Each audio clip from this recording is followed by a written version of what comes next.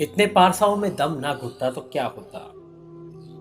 जो भी मिला फरिश्ता ही मिला, इंसान था ही नहीं। कितने मतलब परस्त हैं हम लोग। जब कोई काम ना आया तो खुदा याद आया। दुनिया सिर्फ उन्हीं का हाल पूछती है जो पहले से खुश हैं।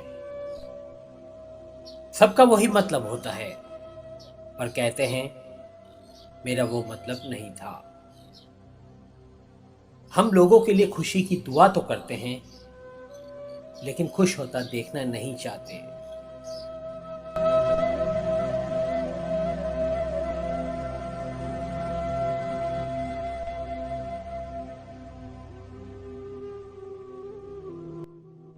दोस्तों, वीडियो अगर पसंद आए तो लाइक करके शेयर करें और मजीद ऐसी वीडियोस के लिए हमारे इस चैनल को सब्सक्राइब करें। शुक्रिया।